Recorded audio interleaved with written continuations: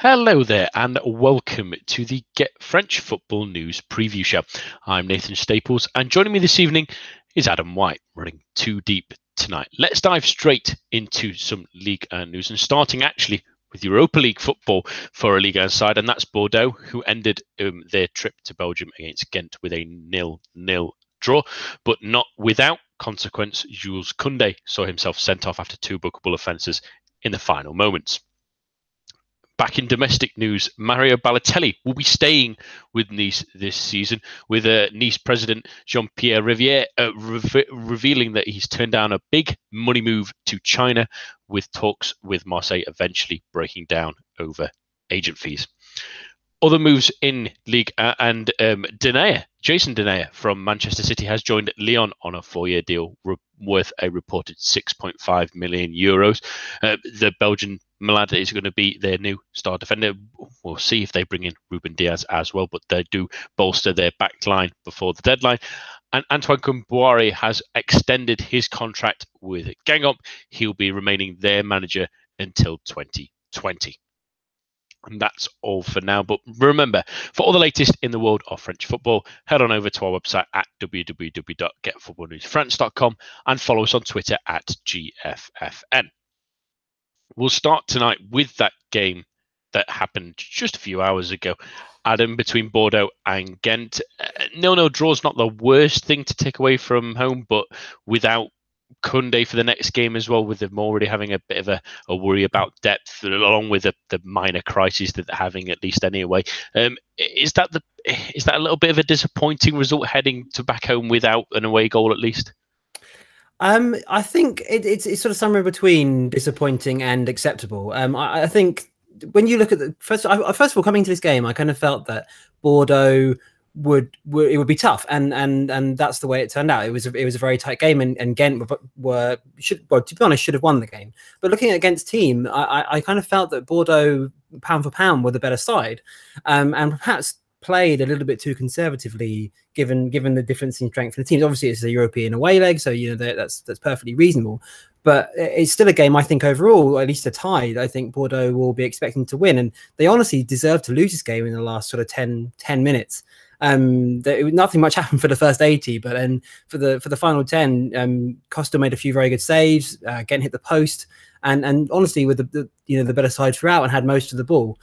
with Koundé, I think his second bookable offence was bizarre. He sort of threw the ball away in a very sort of typical kind of, there's a free kick and they're trying to delay the game, and he sort of threw it over his shoulder, and not like, the classic kicking the ball away gets you booked sort of thing. And I thought that was a bit harsh. So, but he'll be a huge miss for the next game, because I kind of feel like he's really taken on a lot of responsibility in this Bordeaux defence, especially with Paul Bass going. So that's a big miss. But I think from Bordeaux's point of view, given that the crisis that they're in, as you mentioned, a 0-0 is not too bad of a result, and they can go back to the Stade Atlantique and they'll be favourites there. As I said, given the sort of the gap that I think there is between the two sides, so it's not a terrible result, but they definitely could have got better. But again, we're lucky not to actually lose it at the end. So they'll take it, but it could have been better.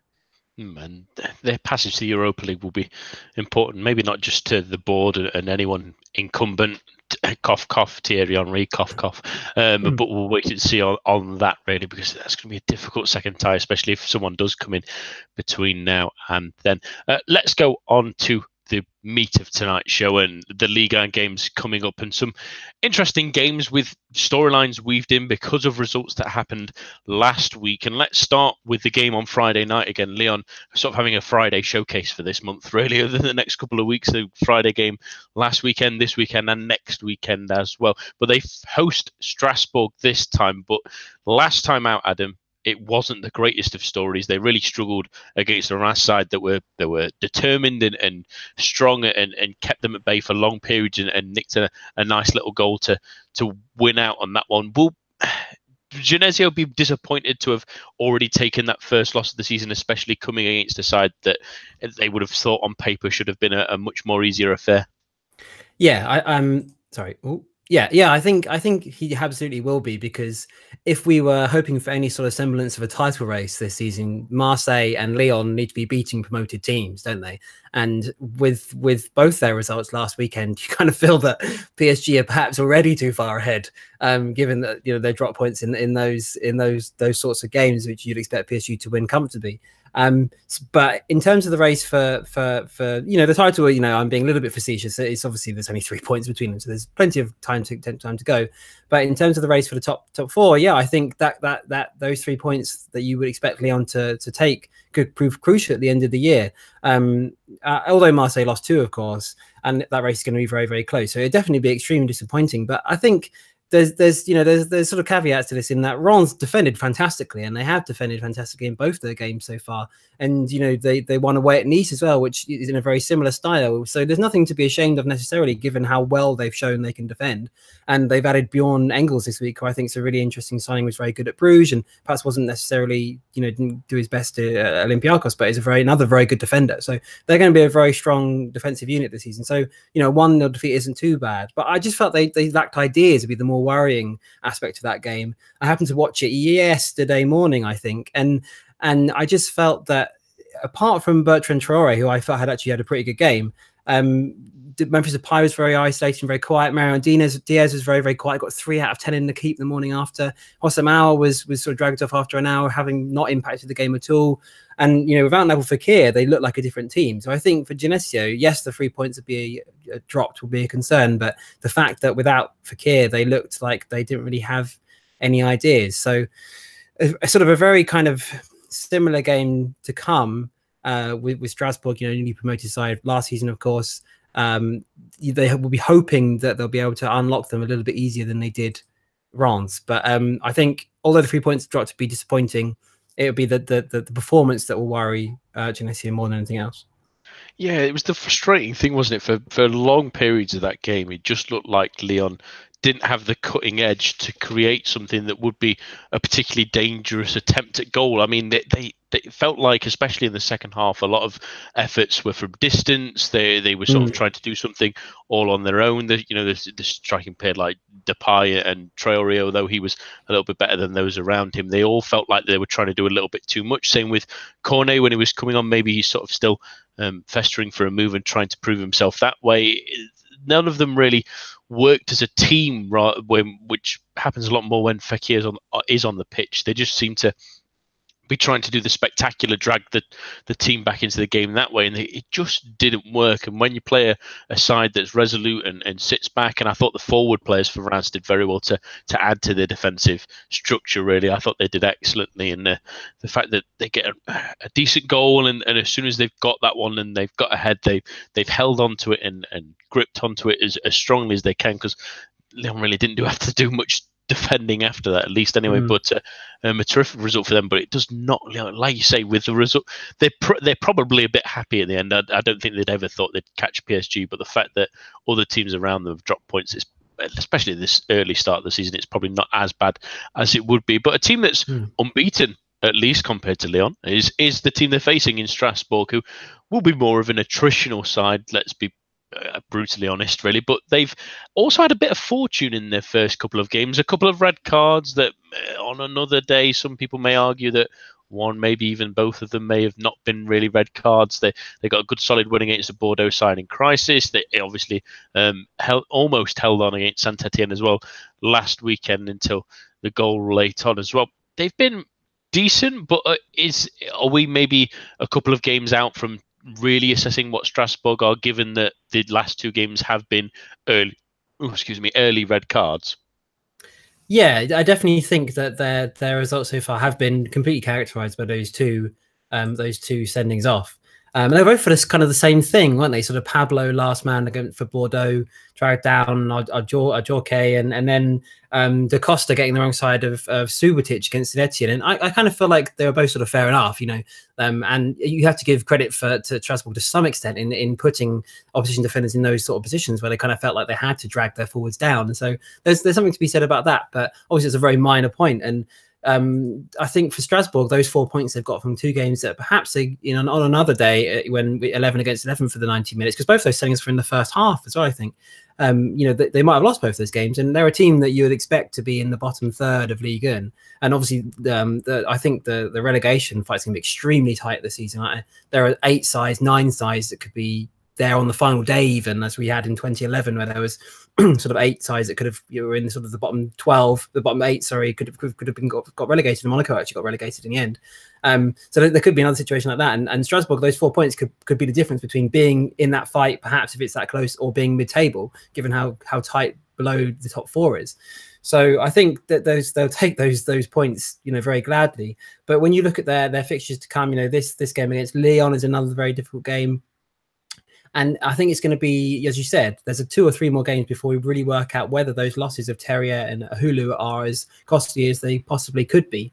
I think, they've made some interesting signings. Thomason's a good player. I've liked him for a long time. Ajorque looks okay as well. They've got some good defenders in. Carroll was good for Tuara and got promoted before he went to Turkey. And Mitrovic was very good for Ghent as well. And Sales is a decent keeper. So they've brought in some good players, much more solid. But whether they've got enough attacking cutting edge it will remain to be seen, given those 2 results so far. So I think you're right. A few more games and before we kind of figure Strasbourg out.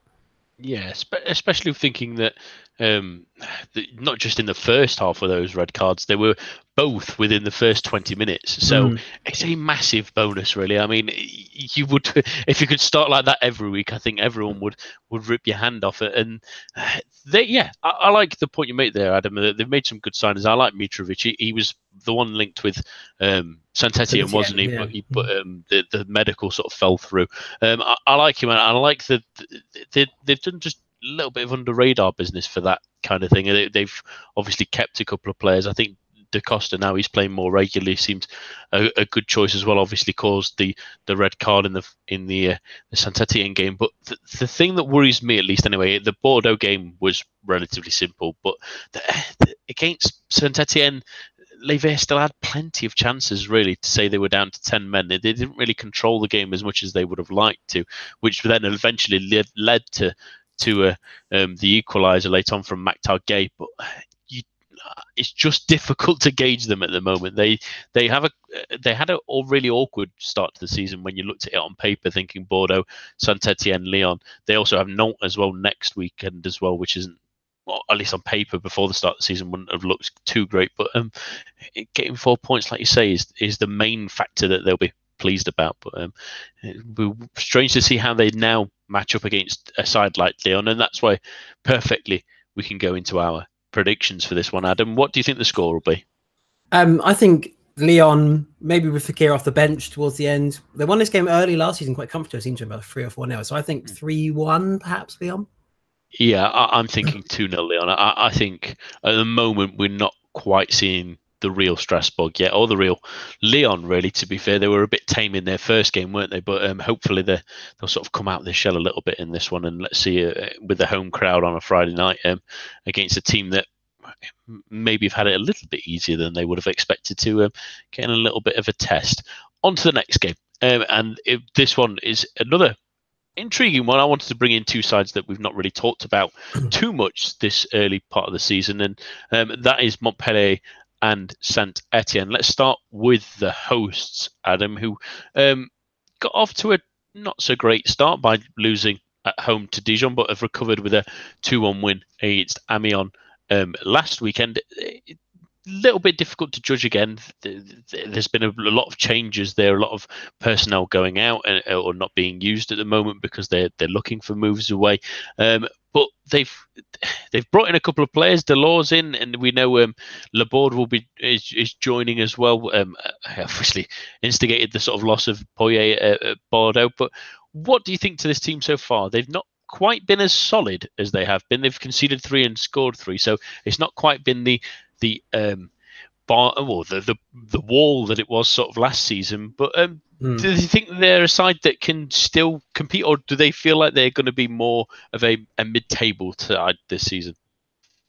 Yeah, I think that's an interesting question, because I think for Montpellier, I think they need to kind of ask what their excuse me, their medium term sort of goal is, because with Michel de Zakarian as your manager, you're going to get, you know, an organized, defensively solid team, which they were last season. You know, they had one of the best defenses in the league, and they were very, very good against the bigger sides. You know, they took quite a few points off the top four, and they were challenging for Europe up until sort of the last couple of games.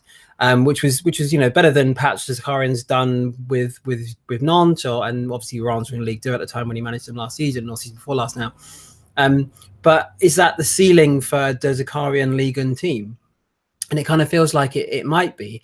And you know, last season he was pretty fortunate in some of the players that he had, and you know, all credit to him for bringing them on. People like Roussillon and Mukulele and Benza. You know, there are some interesting players that they've lost over the course of the summer, and it remains to be seen whether they've replaced them adequately. So this may be a less able to counter-attack team, which is what they were last year, which is where they got a lot of their points from, and perhaps even less defensively solid, with Hilton, you know, edging ever older as he's sort of into his 40s now, and without those two wing backs, are they the same team? And can De Zakarian with what is, in my opinion, a slightly weaker squad, do even better than he did last season? Which, you, for a club like Montpellier, they'll be aspiring to challenge for that Europa League, you know, 6th place, which is going to be very, very difficult this season. So I think to answer that question, I kind of feel that if they were to replicate last season's form, they would have done very, very well. And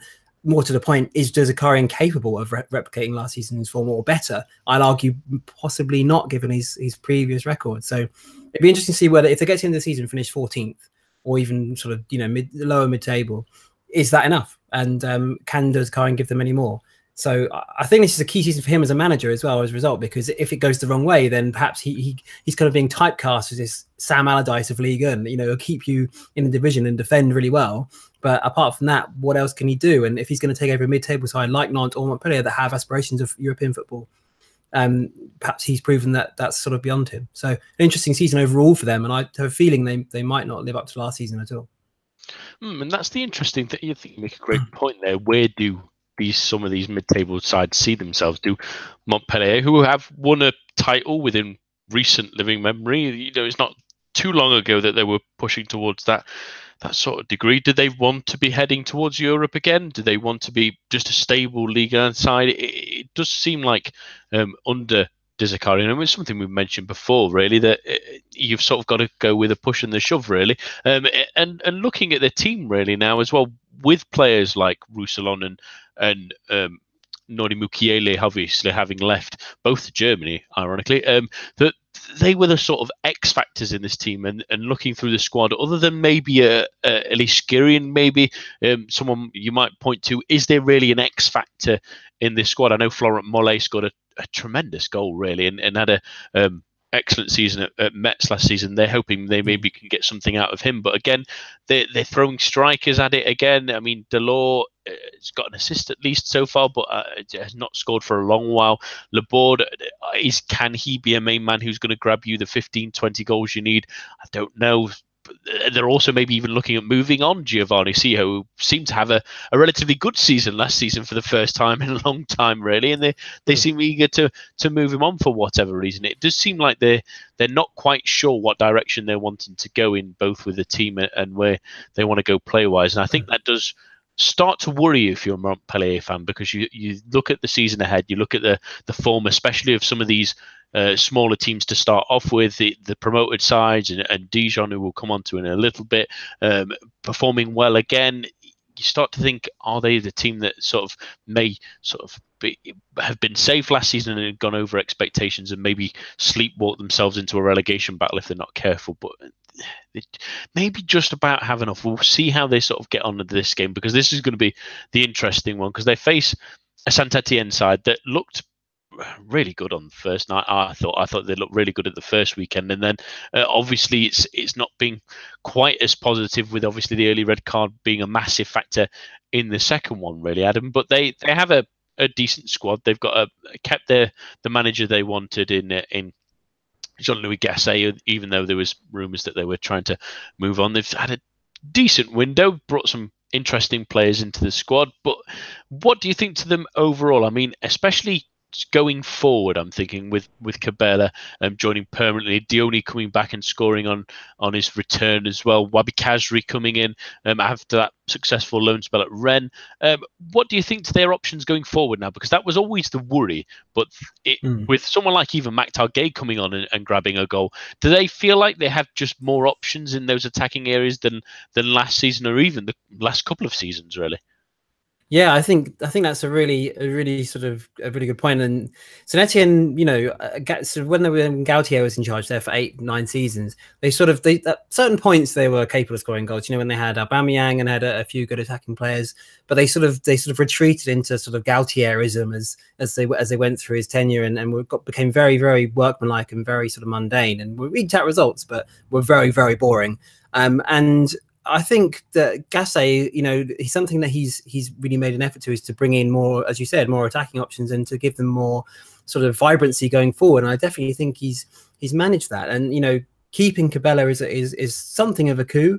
I guess maybe Saint-Etienne is sort of about the right team for him, but still, given he was much like Kazri as well, was sort of a Premier League targeted player and big things were expected of him, and obviously it hasn't worked out. He's come back to France in a very similar way that Kazri has, but those two players together are good signings in this league, and especially outside, they're not considered a top 4 side anymore, Saint-Etienne obviously, but I think they'll be the closest team to that top 4 quite comfortably this year.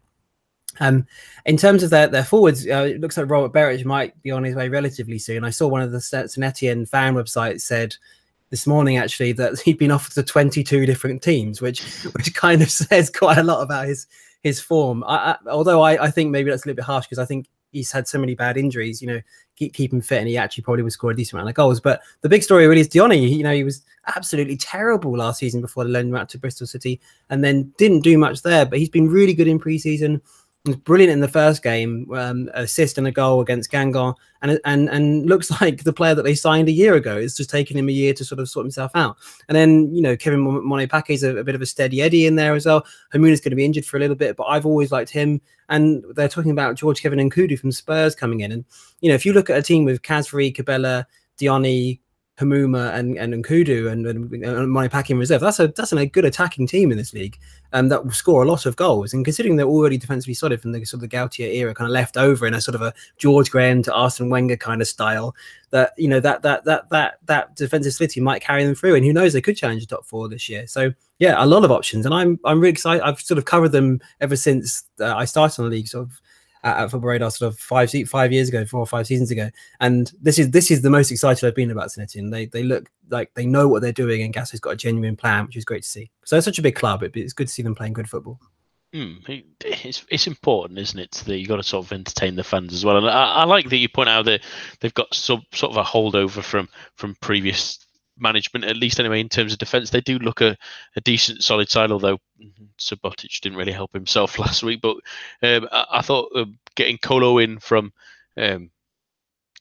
Tigres was a good signing, even though it did mean that Pierre Gabriel does head to pastures new, and Loic Perrin and Ruffier are always solid options. But I really like their midfield at the moment. I mean, they don't really have 3 midfielders that they can use at a regular basis, unless they're going to play 2 instead of the usual 4-3-3 that they tend to usually have gone for. Yann Veer, experienced player, good solid defensive player, can maybe a little bit feisty sometimes, but he's good on the ball as well. Along with Ole Selnes, who's slowly more and more impressed me. I think he has had a decent start to the season as well. And I know Fulham were tracking him during the transfer window, trying to pry him away, but they would have had a real hole in midfield if they didn't have him there. And I do like a sign of Diuisi as well. I think he's a really talented youngster as well when they do play 3 in midfield, and I think they will do in the bigger games as well. He'll be very important as a box-to-box style player. That midfield just gives them a little bit more solidity. I know in the last couple of seasons we've mentioned that they were maybe a little bit old with Lemoine in there and others, Pajot as well. shifting out a little bit, that Deadwood, although they may be a little bit thin on the ground if any of those do get injured. The midfielders are at least the right kind of profile that they need to help balance both their defensive qualities and build on those attacking players to give them the freedom to express themselves like they can do under Gasset, where they do look a much more exciting side and a much better one to watch to boot. What's your prediction for the score on this one then, Adam? I think it's going to be an interesting game. But I remember this game being pretty good last year, actually. So I'm going to go Saint-Etienne 2-1, I think. I think it feels like a 2-1 to me as well. I think that Saint-Etienne and Montpellier, it just feels like I'm not sure they're quite as solid as they were last season, Le Payard, and Saint-Etienne with a bit more verve about them, a bit more danger. I just feel like they'll grab this one and maybe a late goal from Montpellier back to the 2-1. But I do quite like the look of Saint-Etienne this season. Let's see how they sort of build on. On to our next game now then. And I've actually got the incorrect one on the running order, so I am going to change this one on you, Adam. And it's the one that I wanted to talk about because two teams that one that's done quite well so far and one that's not. And the first team, it is Nice Dijon, and I want to talk about Nice first of all. They've obviously had a great positive news this week that's going to uplift them completely with having Mario Balotelli on, especially the dearth they've had in the first couple of games. Is his presence, Adam, obviously I'm assuming he'll probably start at the weekend, his presence alone going to lift Patrick Vieira's side from what has been pretty mediocre so far to something maybe a little bit more significant and more of what we would expect from Les Aiglons? You would hope so, and Vieira certainly be hoping so. I think the Balotelli situation is obviously perhaps a little bit more medium term because he hasn't played at all in preseason. You know, they've had 8 games so far, including preseason friendlies, and he's only played for 15 minutes. So there's a question over his fitness. So he may not start this weekend, but I think for the morale of the team in general, you know, going forward, it's a huge boost given the players that they lost. You know, even if you look sort of at Seri was obviously one of their best players, not their best player last season, Le Marchand, and there are a number of players that have, Alison Player obviously as well, who left. There are some serious holes in this team, and to keep arguably their premier forward, well, probably quite come to their premier forward for another season to sort of maintain, try at least to maintain that European chase, and that'll be a huge boost and a bit of a sort of a fillip for Vieira as well, because Nice are a club with certain expectations based on their recent form. Over the sort of last 10 years or so, they've been quite up and down, especially under Puel. They finished 4th and 17th under Puel. So there's quite a lot of scope there for Nice to finish in the top half or the bottom half in Ligue 1. But recent expectations are going to be, recent performance is going to be high expectations. And even though they've lost a lot of players, a season under Patrick Vieira where they didn't do so well and they finished lower mid-table would be seen as a huge disappointment, which may not be particularly reflective of the job that Patrick Vieira does, because the team and the resources that he has been given compared to Lucien Favre and Claude Puel were markedly different. So this sort of gives him a chance, at least partially anyway, to maintain that level of performance from Nice and keep them challenging for Europe, and which will be a much better start to his first season in European football management, which it could have been a little bit of a disaster for him if they dropped so far down the league. So I think Balotelli's presence, one, is obviously goals, and two, it just buoys the rest of the squad and gives them that confidence that they can continue those displays later on today. He might not start soon, but you know, he's going to be a key player for them going forward. So big for Vieira as a manager, not just the club, but for the manager's career, perhaps, if they can, you know, he can score the goals to keep them in the European race. Yeah, especially now they've got the kind of players to feed in the service still. That's just what they've been missing, really, the focal point. You think Alain Saint-Maximin, who obviously does also try to do things on his own, to be fair, on some occasions, it will be helped by having a big presence in the centre of the park. So will Maolida, the new signing, as well, having someone there as a focal point to bounce the ball off of it, to create with, as well as take away markers from them to attack. And you think that if Cyprien can get back to his usual form, they've all of a sudden got just a range of options going forward, at least anyway. The worry for me has been at the back. They've been really, really bad. I mean, it's been a positive that Cardinal has been relatively decent, at least in the last couple of games. But Dante looks like age is catching up over him. Malang Sarr's sort of been never really quite the same since he had that dip in form a year and a half ago, really. Christopher Herrell was tortured in the last game, really, and gave away a little bit of a silly penalty in the end, really, that obviously cost Nice the victory that they might have got in that game. But yeah, just worried for them that they've got decent forward options, but I just think that Pachavieri has to do a lot to sort of seal that back line, make sure they're a little bit tougher and a little bit stronger. And they don't really face ideal opponents for that, really, at the moment, Adam, because Dijon have started the season superbly. 2-1 win away from home against Montpellier, which will be a massive boost given their away form last season. They then went and put 2 past Nantes, and it could have realistically really been more because they created a number of chances, but I don't think anyone quite saw this coming. We knew how good they were last season from an attacking point of view, at least anyway, Adam, and obviously they're great home form, but they've managed to keep on to, especially the main three. I'm thinking of Rosier, Naim Sliti, and obviously Julio Tavares as well, grabbing the goals at the weekend and currently Ligue 1's top scorer. Are they going to do it again? Is this going to be another season where they really are a cut above where they should be?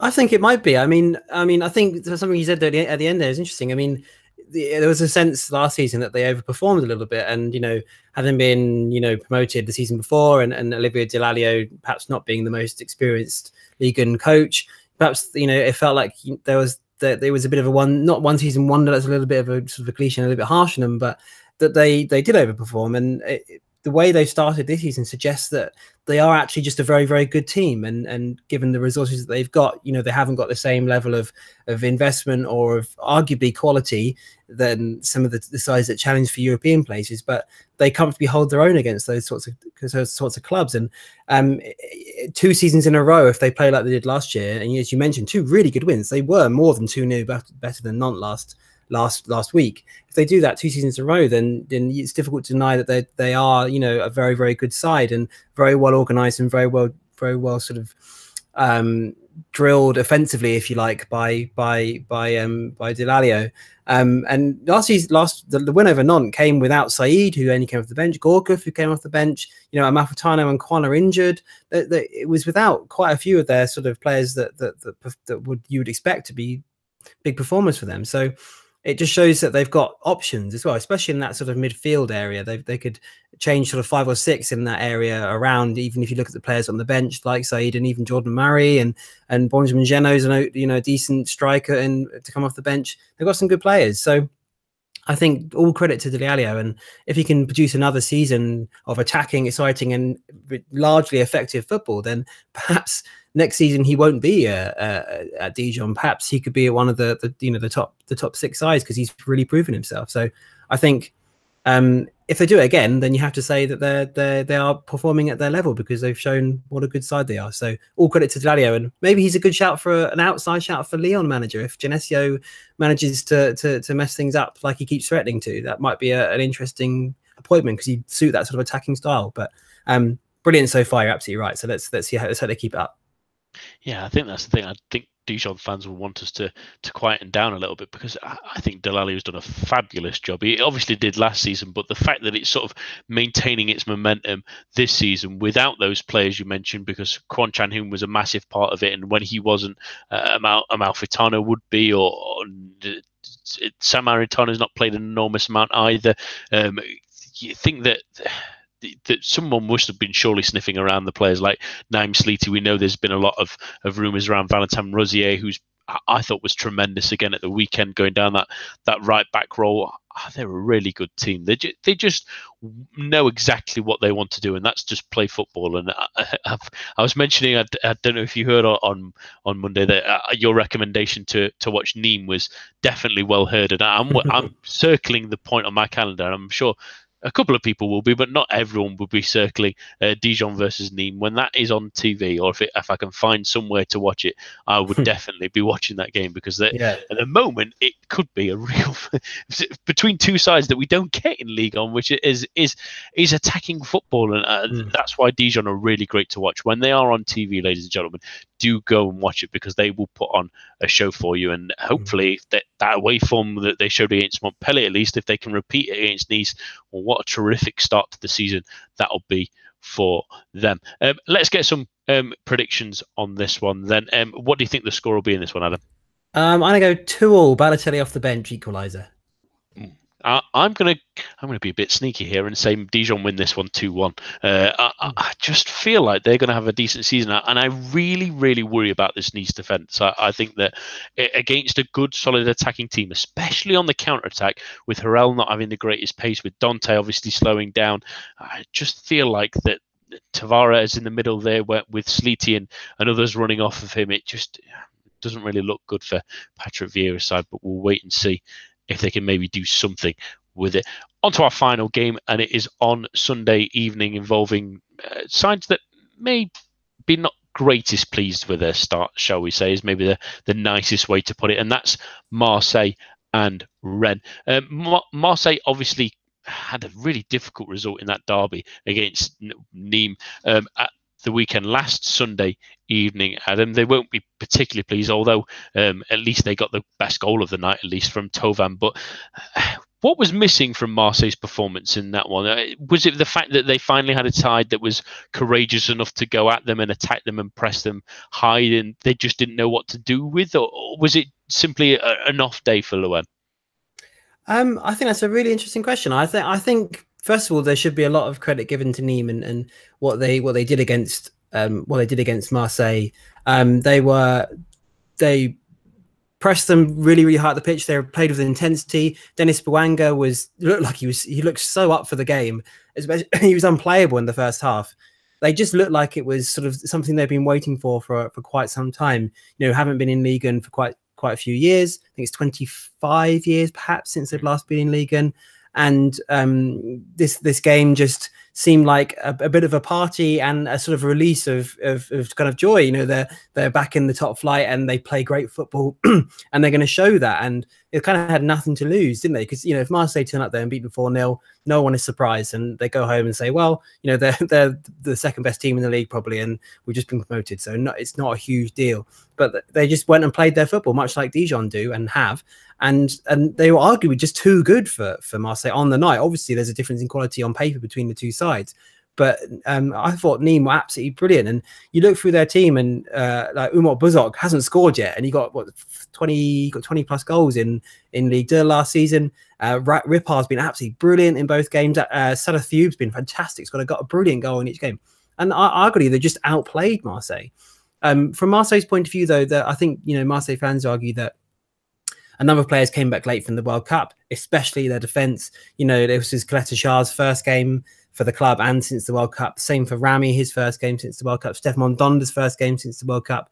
And they're all thrown in from the start, which perhaps in hindsight, given how sort of boisterous and the crowd was and how intense that game was, wasn't the best idea. I'm just wondering if Kamara starts, perhaps there's a little bit more solidity there in defence. When you play Luis Gustavo next to him, and then you play Maxime Lopez in midfield to give them a little bit more solidity, perhaps instead of a Campos, and you play quite wide and you play a bit safe. Perhaps that they might have been a little more solid then. The game might not have panned out as it did. And I just think that the intensity was too much for those guys who haven't had any preseason action.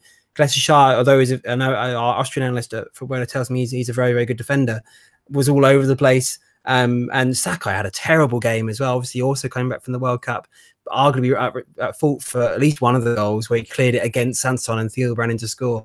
So I think Nîmes deserve all the credit there, and Marseille, an extra game on this weekend against Rennes at home at the Velodrome. They're a team that are going to start slowly, given the amount of players that they had out. And I think, although there is the argument from the flip side that although yes, those players were unfit a little bit, perhaps that they kind of had to get those minutes. They had to play to get them up to scratch for this game and games ahead. So hopefully that'll be a silver lining that Garcia can take. But being outplayed by a promoted side is not a good start to the year. No, I think that while it was a bit of a risk to throw those players straight in back into things, at least anyway, at least they can't complain of tiredness. I don't think any of those barely played in the World Cup really. Mondonda didn't play. Cataleticar was very much a spectator for a lot of Croatia's bits, other than the obviously got a run out against Iceland. Tovan only played a couple of minutes for France as well and looked relatively fresh, at least. The thing is, they just didn't really have the verve, especially compared to the one that they did at Velodrome against Toulouse. They were terrific in that game. They had the drive, they had Paille in the game, Germain was excellent as well, but they just didn't ever get those attacking players in the game, and credit to Nîmes for that. At the same time, they were sort of vivacious and sort of kept pressing them to the point where they did struggle to that. But I think this speaks to the fact that Marseille have a little bit of a worry of depth again. I think that they've not really brought in anyone this summer. They've let a couple of people go. They've not really got that extra level to go to, really. It feels like, again, you start to worry that if there's an injury in the midfield, I'm looking at the midfielders now, and you're looking Gustavo, Sanson, Lopez, maybe Sertic as well, and Kamara, but are they enough? Are they the right kind of quality to push for a European spot, given the quality of the other sides around them? It's a tough one, really. They maybe need to put their ideas up a little bit. That was a really disheartening performance for them, especially when they got the goal back. You thought that maybe, right, this is the sort of time where Marseille will take control of the game, but two sort of very soft sort of counter-attack goals, and all of a sudden they're on the back foot again. Nîmes just wanted it more. There was a lot more drive in those moments. There was, yes, a couple of lucky deflections that give them the chances, but at the same time, Marseille needed to do more to snuff them out before it got even to that opportunity, and it does put a little bit of a marker down for the season to say that they may be a bit better away, but they've got two very tough games coming up against Monaco on week 4 and week 6 against Lyon as well, both away from home.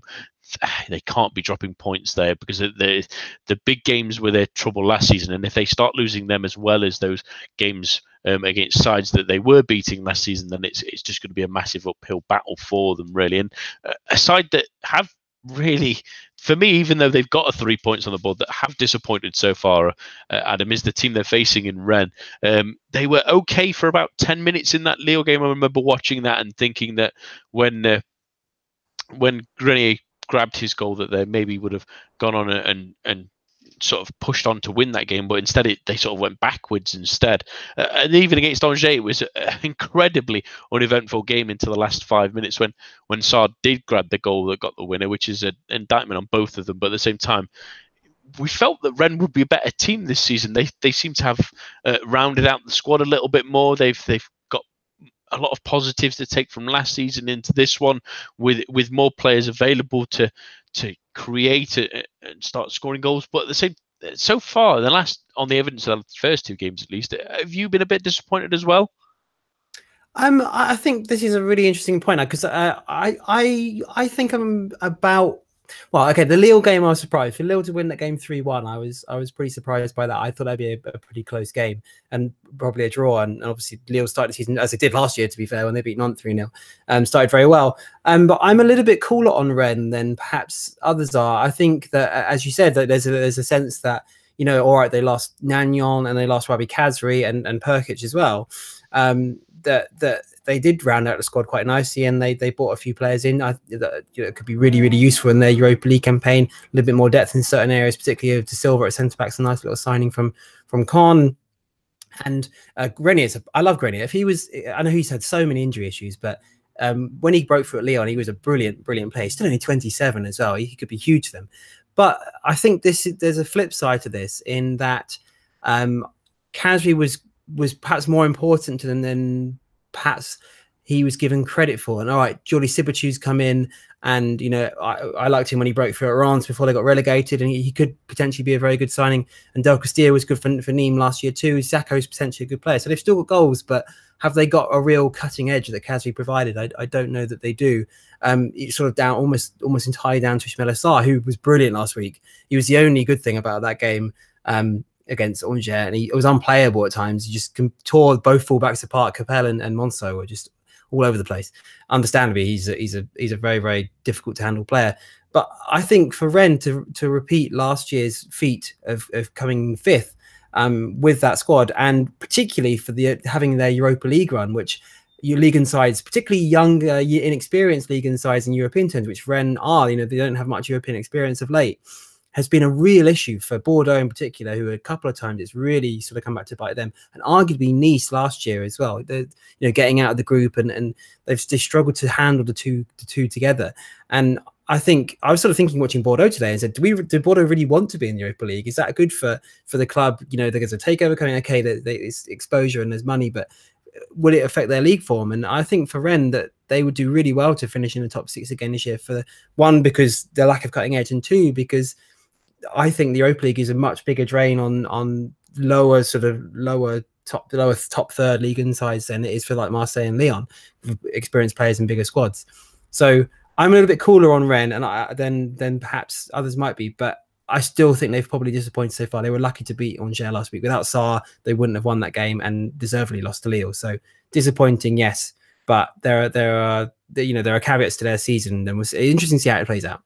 Yeah, and I think the importance of Sarr sort of points to something I mentioned, I think it was last week as well, that I do fear that they might start having an over-reliance on him in terms of giving him the ball and expecting him to just do something special. This is where the players like Del Castillo and Sabacho will be important to start grabbing the goals and taking some of that responsibility from him, because the problem when you do start relying too much on one player to do the magnificent stuff, while it's okay in teams like, well, for example, if you did that with Ronaldo or Messi, it's a little bit easier because there is still quality around him. But when you do rely so much on one player and it's so much on his shoulders against teams that are smart enough and against teams that have managers with experience, they'll just mark him out the game. They'll just eliminate him. And that's ironically what happened in that Lille game. Really, they tried to go down that well too often, and it ended up that the fact that he would run into corridors, he'd get frustrated, he'd not really have the options around him to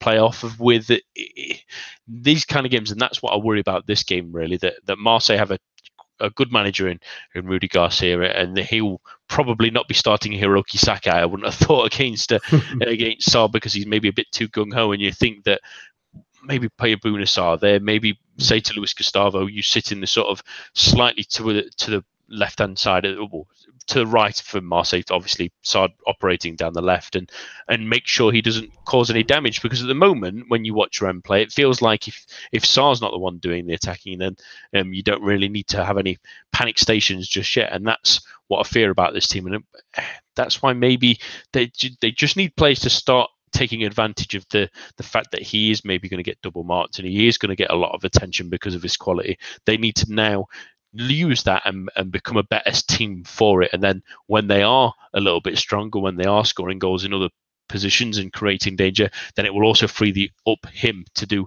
more impact as well. But it's going to be a tough one to balance in this one, especially if they do look like they have done in the past couple of games. So let's get our final prediction then. Adam, what do you think? This was the game that Khazri scored in his debut last year when Rennes won 3-1, didn't he? Didn't they? Maybe without Khazri, maybe we were sort of just talking about it there. Maybe that might be the turning factor. And Marseille are very good at home against Toulouse. So maybe Marseille 2-0, I think. Yeah, I fear for Rennes in this one. I'm going to go 3-0. I think Marseille are the kind of team that will realise how embarrassing really it was to lose to that to Nîmes last weekend, and the fact that they do need to bounce back with teams around them not getting the results as well. It's not as impactful as it may have been, but let's make sure they get back on the horse, especially with those big games coming up. They'll want to make a statement and prove that they can get the side in, and I think that 3-0 is probably the likely result. I do worry about Rennes if they are going to be over-reliant on Sarr. That's all for this evening. My thanks to Adam and all of you listening at home. Do join us for the main show back on Monday. But for now, enjoy your weekend of football.